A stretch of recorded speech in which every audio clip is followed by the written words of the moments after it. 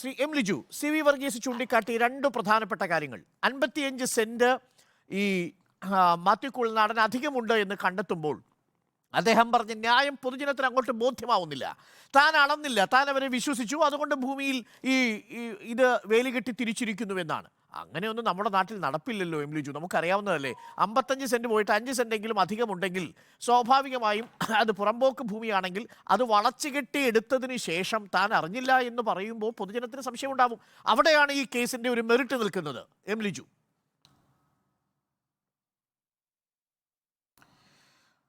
ശരി അരുൺ, ഒന്നപ്പം നമുക്ക് ആദ്യം തന്നെ ഈ പ്രിവെൻഷൻ ഓഫ് കറപ്ഷൻ ആക്ടിൻ്റെ കാര്യത്തിൽ ഞാൻ പറഞ്ഞ കാര്യം വ്യക്തമാണല്ലോ.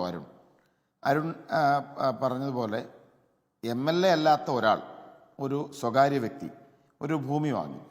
ആ ഭൂമിയുടെ ക്രയവിക്രയം അദ്ദേഹം MLA ആവുന്നതിന് മുമ്പ് കഴിഞ്ഞു. അഫിഡവിറ്റിൽ പോലും സൂചിപ്പിച്ചിട്ടുണ്ട്. വർഷങ്ങൾക്ക് ശേഷം അദ്ദേഹം മുഖ്യമന്ത്രിക്കെതിരെ നീങ്ങിക്കഴിയുമ്പോൾ അദ്ദേഹത്തിനെതിരെ പ്രിവെൻഷൻ ഓഫ് കറപ്ഷൻ ആക്ട് എടുക്കുന്നത് ശത്രുതാ നടപടി അല്ലെങ്കിൽ പിന്നെ എന്താണ്? പ്രിവെൻഷൻ ഓഫ് കറപ്ഷൻ ആക്ട് ഒരു പൊതുപ്രവർത്തകനെതിരെ, ഒരു ജനപ്രതിനിധിക്കെതിരെ മാത്രം ഉപയോഗിക്കാൻ കഴിയുമ്പോൾ മാത്യുവിനെ അതിനകത്ത് പ്രതി ചേർക്കാനുള്ള ശ്രമം ഉണ്ടായതിൻ്റെ കാരണം മുഖ്യമന്ത്രിക്കെതിരെ നേരെ നീങ്ങിയതാണ് എന്നുള്ളത് വ്യക്തമായല്ലോ. അപ്പം നേരത്തെ സി വർഗീസ് പറഞ്ഞതുപോലെ നിങ്ങൾ ചുമ്മാ ഒന്നാം പ്രതിയാക്കാൻ പറ്റുമോ ഏതെങ്കിലും ഒരു കേസിൽ? അപ്പോൾ മാത്യുവിനെ എങ്ങനെയും പ്രതിയാക്കണമെന്നുണ്ടെങ്കിൽ 2012 മുതൽ വസ്തു വാങ്ങി വരുന്ന മുഴുവൻ ആളുകളെയും പ്രതിയേർത്ത് വരിക. കാരണം അല്ലാതെ എങ്ങനെ മാത്യുവിനെ ചേർക്കാൻ പറ്റും? ആദ്യമായി ഈ വസ്തു വാങ്ങിയാൾ നേരത്തെ തന്നെ പറഞ്ഞു ഇതൊരു വീടായിരുന്നു, എന്നിട്ട് പറഞ്ഞ് കപ്പിത്താൻ റിസോർട്ടിൽ നിന്ന് മേടിച്ചാണെന്ന്. സുഹൃത്തെ, എല്ലാവർക്കും അറിയാം, മാത്യു ഇത് വാങ്ങുമ്പോൾ തന്നെ അവിടെ കപ്പിത്താൻസ് റിസോർട്ട് എന്ന പേരിൽ അവിടെ റിസോർട്ട് ലൈസൻസ് ഉണ്ട് പഞ്ചായത്തിന്. അതൊരു റിസോർട്ട് ലൈസൻസ് നിലവിൽ അവിടെ ഉണ്ട്. അത് വർഷങ്ങളായിട്ട് ആളുകളുടെ കയ്യിലിരുന്ന പ്രോപ്പർട്ടിയാണ്. അവസാനം അത് കൈമറിഞ്ഞ് മാത്യുവിൻ്റെ കയ്യിൽ വന്നു എന്നുള്ളതേ ഉള്ളൂ. അപ്പോൾ അതുകൊണ്ട് തന്നെ നേരത്തെ പറഞ്ഞ വാദം ഞാൻ ഒരിക്കൽ കൂടി ആവർത്തിക്കുന്നു. ഇത് പ്രിവെൻഷൻ ഓഫ് കറപ്ഷൻ ആക്ട് നിൽക്കുന്നൊരു കാര്യമേ അല്ല.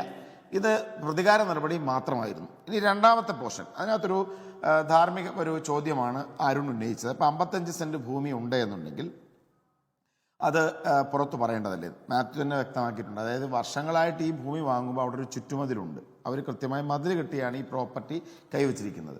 ആ ചുറ്റുമതിൽ നിൽക്കുന്ന പ്രോപ്പർട്ടി ഇപ്പം നമുക്കറിയാം, നമ്മുടെ നാട്ടിൻപുറത്താണെങ്കിലും ഏത് സ്ഥലത്താണെങ്കിലും ഭൂമി ഒരു പൊസഷനിലാണ് ഭൂമി എപ്പോഴും നിൽക്കുന്നത്.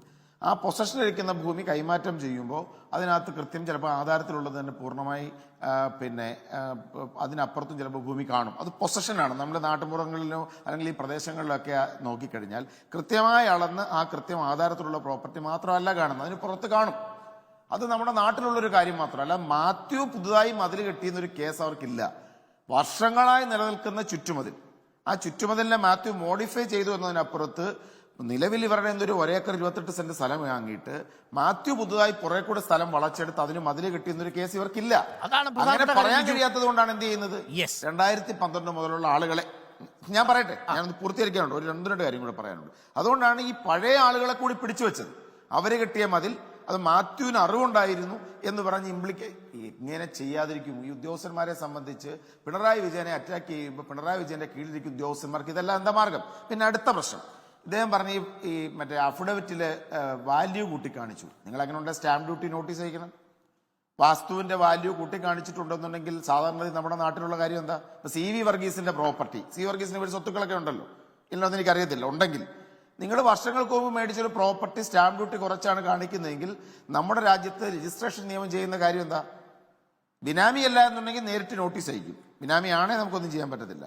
ബിനാമി അല്ല എന്നുണ്ടെങ്കിൽ നോട്ടീസ് അയക്കും.